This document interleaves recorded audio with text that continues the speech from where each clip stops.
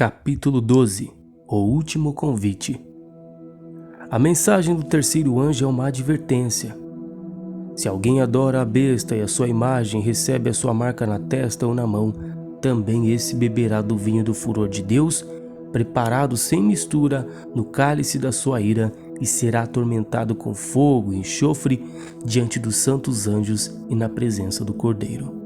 A fumaça do seu tormento sobe para todo sempre. Os adoradores da besta e da sua imagem, e quem quer que receba a marca do nome da besta, não tem descanso algum, nem de dia nem de noite.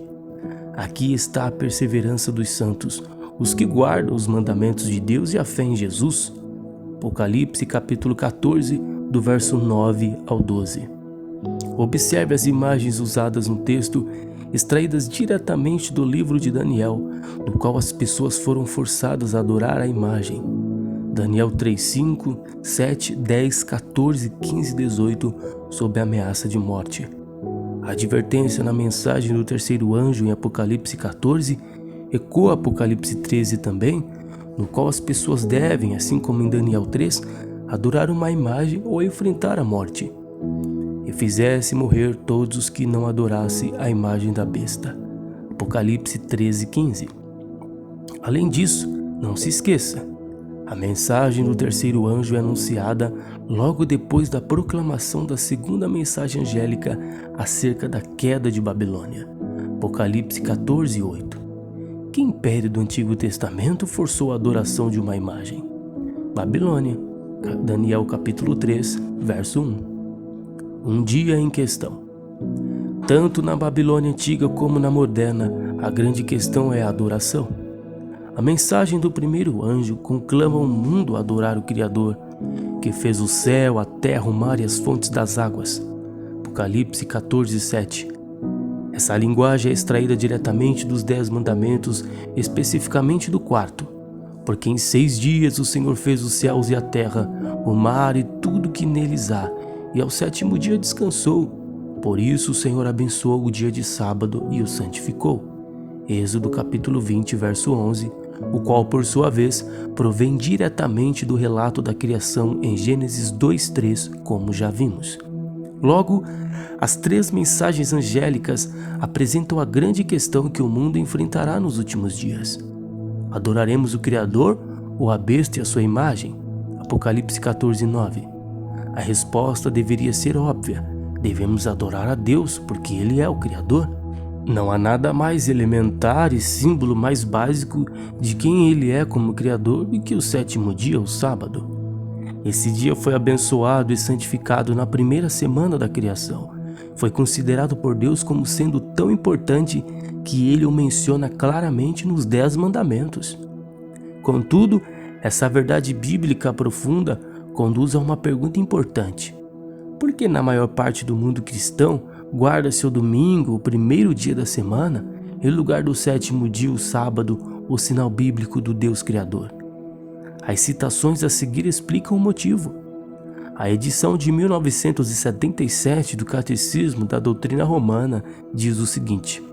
Pergunta: que dia é o sábado? Resposta: o 7º dia é o sábado. Pergunta: por que guardamos o domingo em lugar do sábado? Resposta: guardamos o domingo em lugar do sábado porque a Igreja transferiu a solenidade do sábado para o domingo. Roma admite ter mudado o sinal fundamental de Deus como o nosso Criador para outro dia, o domingo? Ouça mais esse texto.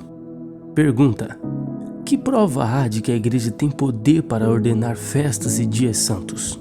Resposta: pelo próprio ato da mudança do sábado para o domingo que os protestantes compactuam. Assim, eles se contradizem, guardando o domingo de forma estrita e transgredindo a maioria das outras festas ordenadas pela mesma Igreja. Pergunta: como é possível provar isso? Resposta: porque ao guardar o domingo, reconhecem o poder da Igreja para ordenar festas e instituí-las sob pena de pecado.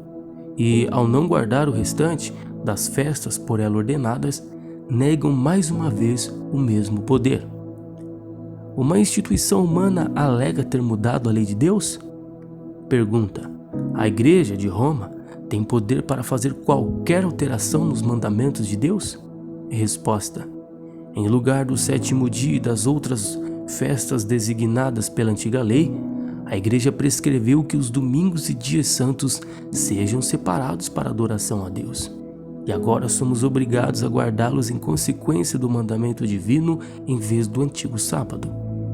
Ouça esta explicação de um expoente da Igreja Romana sobre o fato de que a Bíblia jamais ensinou que o domingo é dia de descanso.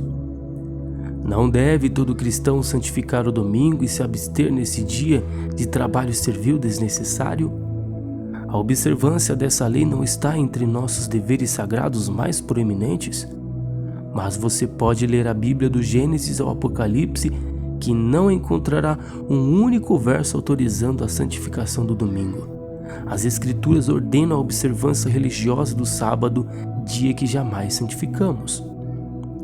Alguns protestantes admitem com relutância que não há evidência bíblica para a guarda do domingo ao invés do sábado. O líder de um grupo cristão nos Estados Unidos, dedicado à observância do domingo, admitiu exatamente isso. James Westbury escreveu: não há registro de qualquer declaração por parte de Jesus autorizando essa mudança, tampouco por parte dos apóstolos. Lembre-se, estas palavras foram ditas por um homem dedicado à guarda do domingo. No livro The Lord's Day, o Dia do Senhor, dedicado à observância do domingo, Samuel Cardlett escreveu: precisamos admitir que não podemos apontar para nenhuma ordem direta que nos instrua a deixar de guardar o 7º dia e começar a adorar no 1º dia. Eles não conseguem encontrar uma ordem sequer, pois não existe na Bíblia tal ordem, direta ou indireta, que altere o sábado instituído no 7º dia da criação para o domingo, dia esse que a Bíblia jamais tratou como santo. Estariam os evangélicos dizendo, sem ir direto ao ponto, que aceitaram a mudança do sábado efetuado por Roma? Reconhece a alteração desse símbolo fundamental que remonta ao próprio Éden, a Deus, o nosso Criador? Parece que sim. Há alterações ilegais. Cerca de 600 anos antes de Cristo, no contexto da Babilônia Antiga, Daniel 2, o profeta paralelo a Daniel 7, apresentou uma predição extraordinária que abrange a história do mundo desde a Babilônia Antiga, passando por nossos dias até Deus fundar o seu reino eterno. Na profecia em si, após a divisão de Roma pagã nas nações que conhecemos atualmente como a Europa moderna, o texto diz: mas nos dias desses reis ou governos, o Deus do céu levantará um reino que jamais será destruído e que não passará a outro povo. Esse reino despedaçará e consumirá todos esses outros reinos, mas ele mesmo subsistirá para sempre. Daniel 2, 44. Em algum momento, nos dias da Europa moderna, Deus estabelecerá seu reino. Esse reino, que dará fim a todos os reinos, existirá para sempre. A grande promessa do Evangelho Eterno é que, pela fé em Jesus, todos temos um lugar nele. Na casa de meu Pai há muitas moradas. Se não fosse assim, eu já lhes teria dito, pois vou preparar um lugar para vocês. E quando eu for e preparar um lugar, voltarei e os receberei para mim mesmo, para que onde eu estou, vocês também estão. João 14, 2, 3. Apenas o que pode nos deixar de fora dessa promessa são nossas más escolhas. A profecia de Daniel 2, em suma, apresenta a seguinte sequência: Babilônia, Média Pérsia, Grécia, Roma e Reino Eterno de Deus, onde Jesus preparou um lugar para nós.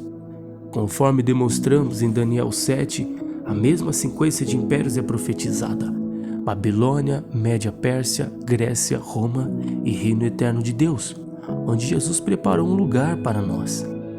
Nas duas profecias, o reino humano final, que surge após a Grécia Antiga e permanece até Deus fundar seu reino que jamais será destruído, Daniel 2,44 é Roma. Embora Roma pagã tenha desaparecido há 1500 anos, Roma papal permanece e continuará até o triunfo completo do reino de Deus ao fim deste mundo. Daniel 7 usando diferentes imagens, nos deu mais detalhes acerca desses reinos do que Daniel 2, sobretudo em relação ao último, a Roma, em especial acerca da sua fase papal, que inclui uma parte infeliz da história. Destruirá os santos do Altíssimo. Daniel 7:25. Levando em conta que Roma afirma ter instituído a guarda do domingo, um dia que tanto evangélicos como católicos admitem não ter apoio bíblico, esse verso é significativo. Note, o texto diz que ele cuidará em mudar os tempos e a lei. A lei de Deus, inclusive o quarto mandamento, foi escrita em pedra pelo dedo do próprio Deus. O Senhor me deu as 2 tábuas de pedra, escritas com o dedo de Deus. Nelas estavam todas as palavras que o Senhor havia falado com vocês no monte, no meio do fogo, quando todo o povo estava reunido. Deuteronômio 9:10, confira Êxodo capítulo 31, verso 18. Nenhum poder humano é capaz de mudar isso. A Nova Versão Internacional diz que Roma tentará mudar os tempos e as leis. Tentar não é o mesmo que conseguir. A morte de Jesus na cruz por causa do pecado, que é definido como a transgressão da lei, primeira carta de João 3:4, prova a imutabilidade da lei de Deus. Não teria sido mais fácil mudar a lei, alterando as regras no meio do jogo, a fim de resolver o problema do pecado sem que Jesus precisasse morrer por eles? Confira 1 Coríntios 15:3. Claro que sim. Afirmar que a guarda do sábado não é mais necessária seria o mesmo que tentar derrubar a lei da gravidade. As coisas cairiam na mesma aceleração a despeito de qualquer tentativa de mudança. Contudo, essa tentativa de mudar a lei de Deus assumirá importância tremenda quando o mundo inteiro se reenvolver e fizer morrer todos os que não adorassem a imagem da besta. Apocalipse 13:15. É justamente contra essa adoração forçada que a mensagem do terceiro anjo adverte de maneira contundente. Apocalipse 14, do verso 9 ao 11.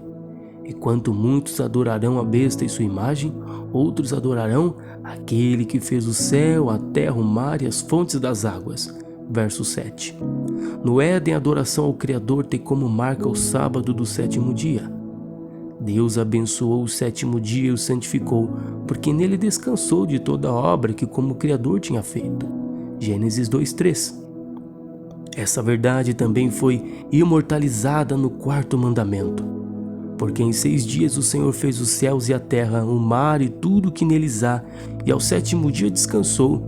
Por isso o Senhor abençoou o dia de sábado e o santificou. Êxodo 20:11. Adorar a imagem? Adorar o Criador? É um ou outro. Essa será a escolha colocada diante do mundo inteiro.